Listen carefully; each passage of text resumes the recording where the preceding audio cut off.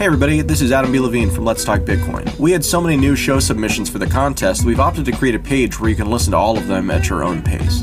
Visit letstalkbitcoin.com/contest to peruse the entire set, and feel free to vote for more than one. We'll be selecting multiple shows to join the network in Q1. Enjoy the show, and remember to vote at letstalkbitcoin.com/contest.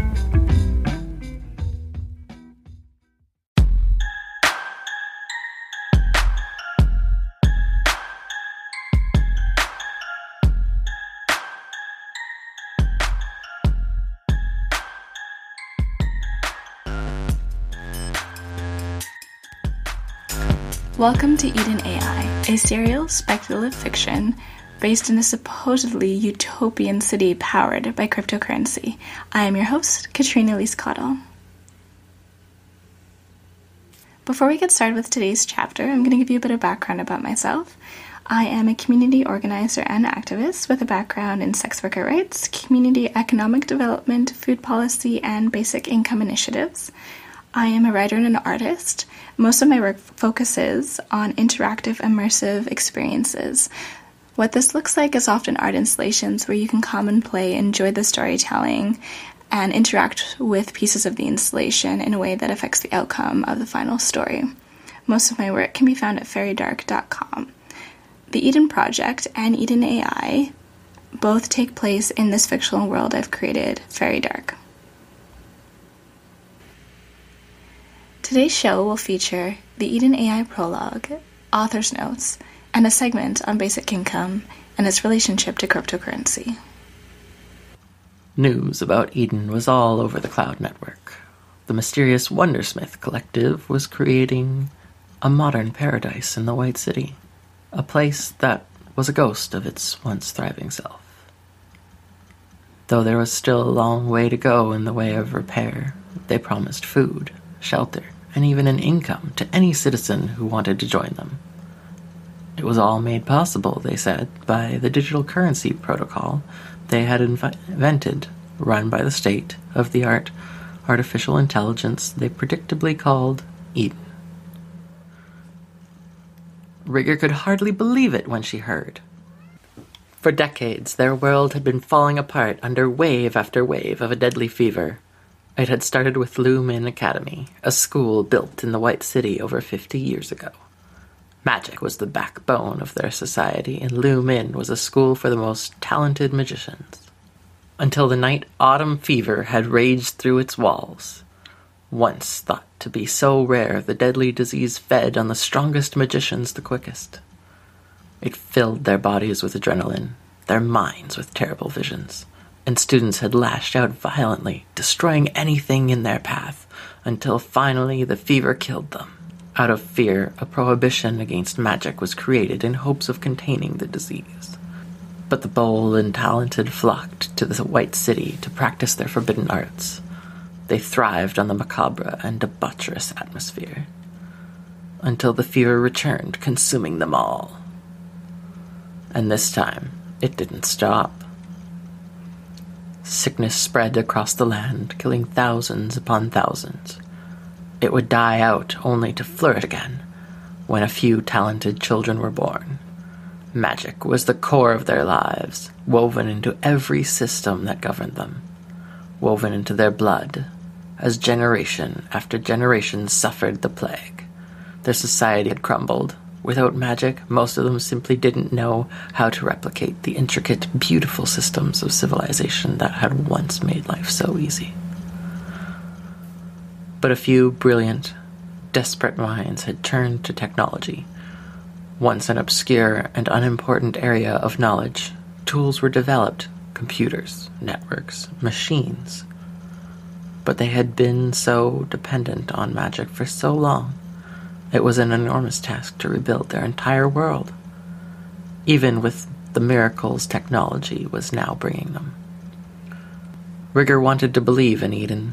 She wanted to believe such a thing was possible again. Before this supposed utopia could open to everyone, they needed to test it, they said. So they issued a challenge.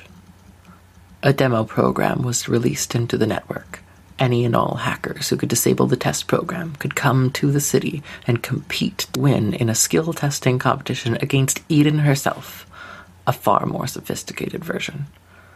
The winner would receive an unimaginable amount of money and prestige. Any and all feedback would be used to make Edyn better for everyone. But most of all, every contestant would be given a home. They would have access to food, medical services, and the chance to be a part of something wonderful. It all seemed too good to be true to Rigger, who had lived her entire life in a broken society, struggling for the basics of survival. How could this mysterious group solve so many of the world's problems with one little computer program? She was a hacker, and a good one. So when the demo was released into the cloud network, she didn't waste any time going at it, and it didn't take her long to find its weaknesses. As the screen of her computer flashed and urged her to complete the final step, she stared at it blankly. Edyn? Could it be true? To complete her submission, she had to use a small device that would scan her blood and register her with the network as a qualifying contestant. She and her family would then have to travel to the White City to take part in the larger competition against the real Edyn herself. Accommodations and food would be provided for. They would be well taken care of. Radio and Switch, her two partners, had their first fight about it right after she told them she had cracked the test program. That place is a death trap. Radio fumed. Home to ghosts and travelers with the city crumbling all around their ears, no doubt. I bet there isn't even a real program. How could they keep something like this a secret when there are 1,000 starving in every other part of the world?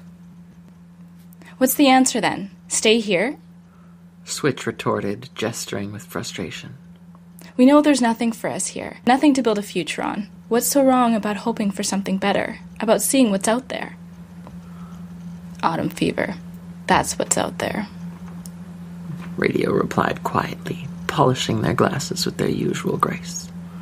The cause of all this horror and this dark world. The White City is where it came from. How could we ever be safer there? Rigger placed her hand on her stomach as her lovers continued to fight. This was the real source of the conflict and fear. This child that they would have. This little life whose talent was yet to be seen. The White City is ground zero, where the fever came from. What if the baby is strong in magic? What if they catch the fever? Here isn't any safer than there. In almost 60 years, it's raged across this land over and over and over, whether we were at ground zero or not. At least there, they've promised food, shelter, a community striving for a better world. What's so wrong with hope? What if Edyn works? We could be helping to create something that would change everyone's lives, not just looking out for our own. What makes you think these people are going to take care of us out of the goodness of their heart? If they're so bent on saving the world, why keep it such a secret? It's not even real, this supposedly free money they're giving out, this magical solution. It's part of the computer program. It's not like our money is worth all that here. People barter, trade, find their own way. If they've got a whole group of people in that city willing to exchange their made-up money for food and clothes, who are we to argue? Rigger left them for the privacy of her own room, reading the screen over and over. It seemed so impersonal for something that could change so much. She placed her hand on her stomach again. Whatever she decided, they would follow. She knew that. She understood the source of the fear. Healthy pregnancies were a rare thing in this world. 1/4 of all pregnancies miscarried, and 1/4 of the babies born didn't even make it past their first year. Squalor, disease, and hunger made life a cruel place for a child. And if that child was magically talented, the fever could easily carry it off the next time it flared up. The old computer screen flickered. In her hand, she held the small machine that tested her blood. She closed her eyes. Maybe it was foolish to hope. The prick was sharp and quick. Within moments, her computer connected to the White City network. submitting the results scanned by the sample of her blood. A voice, warm and sweet, came from the speakers. Congratulations! You have been registered with the Edyn Project. I look forward to meeting you. You might be too good to be true, Rigger thought. But our chances are better with you than without. Hello, Edyn. I look forward to meeting you too. Author's notes. So one of the great things about creating a fictional world and creating a story is that you get to write whatever you want. One of the challenges of that is that not everyone may know what you're talking about. So this is a space for me to clarify some of the themes and things encountered in the text that may be unfamiliar for social reasons or just because it's a fictional world that might provide some context. So in this story, one of the first things I'd like to address is the fact that Rigger has not one but two life partners. Now, what this means for me is that Rigger is polyamorous. And if you've never heard of polyamory before, you may have heard of open relationships or things like that. But polyamory is when an individual or individuals are open and choose to interact with more than one lover with the consent of everyone involved in the relationships. So what those relationships look like depend on individuals. Some individuals identify as poly but only have one partner that they live with and engage in different dynamics with other partners. Some individuals will have sort of relationships between three people. Some individuals identify as single poly, in which they engage in lots of different relationships but don't live with a partner. That's not their goal. And a lot of the characters in this story will be polyamorous, so that was something I wanted to address off the bat, just because it reflects my own lifestyle and experience. Another thing that you will encounter is the gender-neutral pronoun they. So in the text, before a character introduces themselves, or before you learn about that character and who they are, the text will often use the gender-neutral pronoun they. And this is because I interact with a lot of gender politics in which misgendering someone or assuming a gender based on how they look can be super harmful to individuals. And using a gender-neutral pronoun is a way of making the environment awesome, inviting to individuals who are queer, who are on a gender spectrum, and also just a good way to not make assumptions about someone else's gender. Like, we live in a world that there are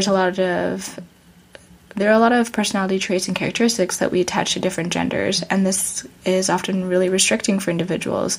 Maybe my version of masculinity doesn't fall within the way that I see it reflected in TV and movies. Maybe my version of femininity is very different.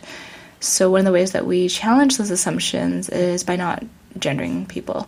So in this culture and in this text, until a character specifies, or especially if this character is unfamiliar to the main character that the point of view is from, they will be referred to as they. It might be hard for your brain at first, but trust me, you will adapt.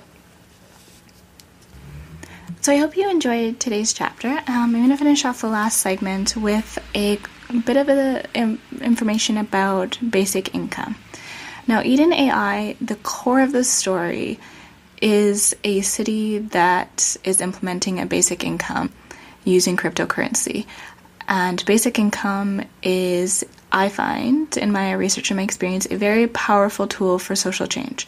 So a lot of governments create different social programs to address the symptoms of poverty. So healthcare, emergency services, social programs supporting education, supporting children, supporting food programs. These different things take a lot of time, they take a lot of money, they take a lot of administration, and especially as there are programs that are running individually on their own, they're each addressing different symptoms of poverty. However, basic income is a wonderful program that can address poverty itself. So instead of attacking the symptoms of the problem, you attack the problem itself. Now, what basic income is basic income is a unconditional cash benefit paid out to everyone registered with the program. I first heard of it when I attended a presentation on MINCOME. MINCOME was a program, an initiative study program run in the 70s, 1974 to 1979, under the Trudeau government here in Canada. And it was very exciting at the time. There were a couple different basic income initiatives that were running, but this program, MINCOME, that was run in Dauphin, Manitoba, was unique because it was the only saturation site. So it was the only site that every single person in the town was engaged in it. And the results, it was interesting because there was a bit of change of government and there was some administrative stuff that went on. And finally, the records were shelved. And finally, in 2009, Dr. Evelyn Forget from the University of Manitoba retrieved the records and started going through them. Most of the records that were kept were based on health and those kind of records. And she started compiling the results, her and her team, and started doing presentations. And so they found some really positive outcomes from the MINCOME program. And she did all that she could to try and find the actual individuals that had been involved in the program in the 70s. It was a little difficult because it had been 30 years ago, but she did find some. And some of the results that she found were really positive. So she found that households that had new mothers took more time before they went back to work.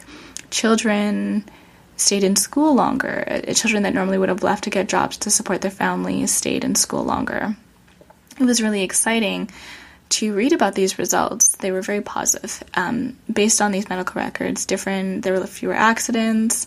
It was fascinating. It's a wonderful study. I'll provide a link that you can read the results yourself. It's really, really wonderful.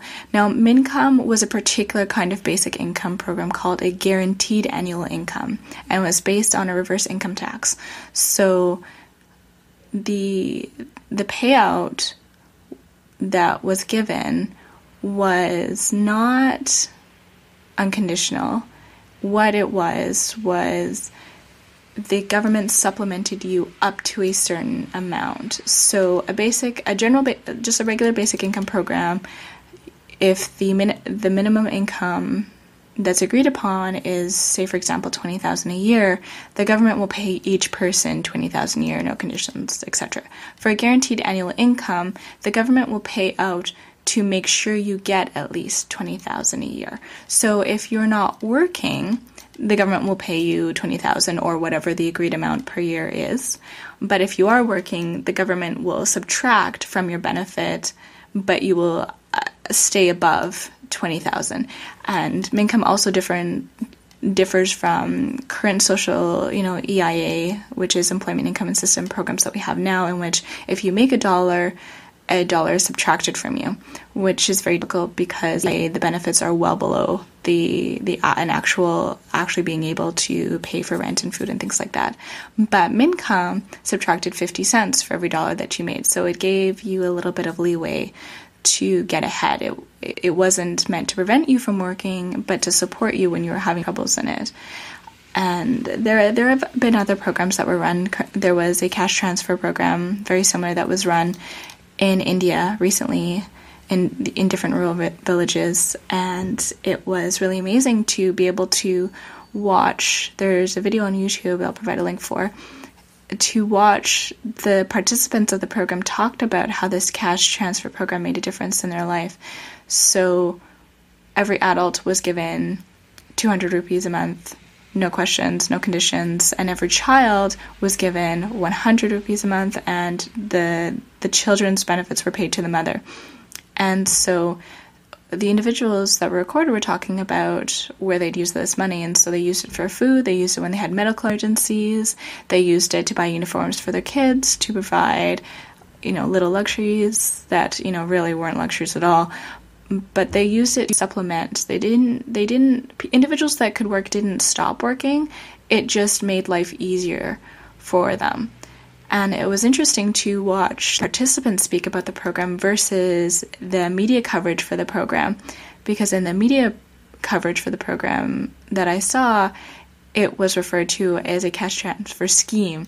So the idea was that this scheme was untrustworthy, which was quite funny. So they were talking about how it hadn't, there had been all this administrative problems, and they didn't pay out as much money as they said they were going to, and less villages had been a part of the study. All these really like small, minute details that actually really, in the grand scheme of things, when you're talking about a basic income pilot, don't really matter all that much, I think, versus the benefit of having seen how a basic income can improve people's lives. So the Edyn project is based, and Edyn AI, this serial fiction, is based on what if a basic income was implemented in a city. Now, where cryptocurrency comes into play is that they don't really have a government left in this world. So in this world, cryptocurrency was invented specifically to run in the White City to see if they could improve the standards of living for the civilization of this world that's sort of fallen into destruction, and all of their social systems have collapsed because they used to base all their faith in magic, and they can't use it anymore because of this plague that spread through it. So they start to use technology and start to build these different social services. So cryptocurrency is something that they use to make it very easy to distribute basic income.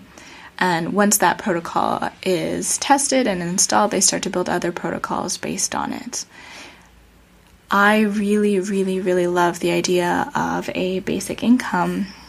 It's very important to me because a lot of individuals fall through the cracks in our current social services. Like, I live in a wonderful country. Canada is a very amazing country. It has a lot of amazing programs and has done a lot for human rights. And, there's a lot of human rights that it hasn't dealt with, including the issues that we have with our history interacting with the Aboriginal population, and not just our history, but our present day focus and how they're constantly being failed in our government system.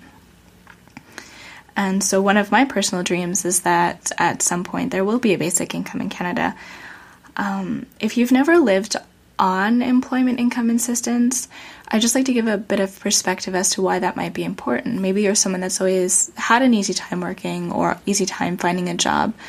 But if you live in a place where there isn't a lot of work, or if you're being underpaid, or if you have any mental health challenges or any chronic illnesses, things like that, you are often on EIA and EI, employment insurance, and it doesn't provide you enough money to live. So in my experience, last year, the rent benefit for EIA was about $250, I think, for an individual, $252. Now, I have never seen an apartment for $250, and even rooms in houses, in collective houses, or renting rooms from people are often in the $300, $400 range. So individuals that are on EIA will often have to take from their food money or other services or other parts of their benefits to even just make their rent, and then that leaves them short on food. So not only are they not even getting the benefits haven't been increased at all with the cost of living, so they're not even getting enough to live on, and then they have to take their food money and other service money to even make their rent. So they're not, there's no way to get ahead when you're on EIA. And you might be able to say, well, okay, so maybe you don't have enough rent, but maybe take some food money towards your rent and then go to a food bank. Well, one of the challenges that has to do that you encounter when you're an individual that goes to food banks is that, for one, food banks don't provide enough for an individual to live in. They'll often, at least in my experience here in Vancouver, I didn't really go to any of the food banks in Winnipeg, but here in Vancouver, you're allowed to go to the food bank once a week. You have a day that you're assigned to, and the food that you get is enough for maybe 1 or 2 days. It's also often not very highly processed food, so it's not necessarily very good for you. And even if you do get produce, a lot of it's donated, a lot of it will go bad in like very few days. We've gone before and by the next day or the day after, most of the food is rotting. So food banks aren't necessarily a reliable source of food for individuals.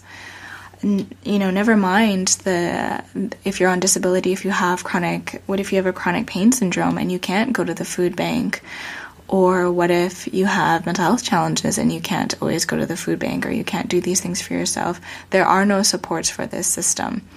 So I find that a basic income is a more efficient, elegant solution than attacking the symptoms of poverty, the symptoms of the problem.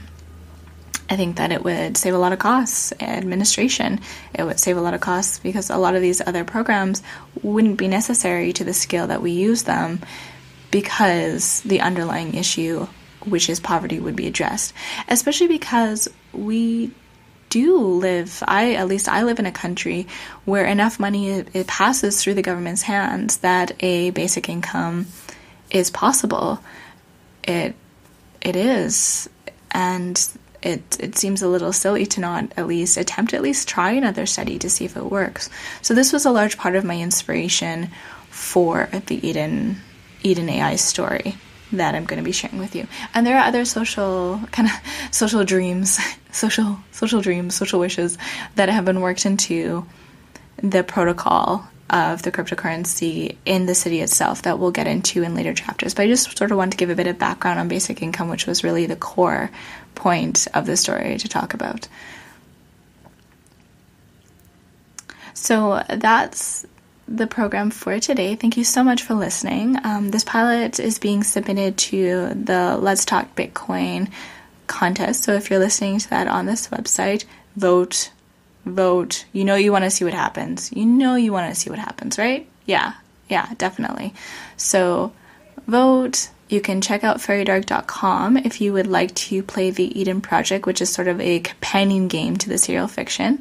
So that's FAERIEDARK.com. And if you type the Edyn Project with each word beginning, 3 words, each word beginning with a capital, and Edyn spelled with a Y, you can play the Edyn Project, which is a companion game to this serial fiction. Thank you so much for listening, and we'll talk to you next time.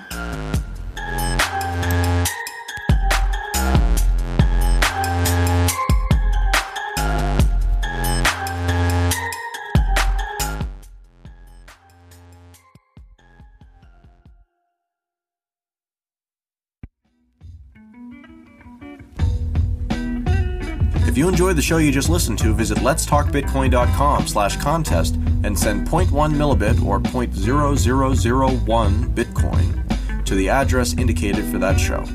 Thanks for helping.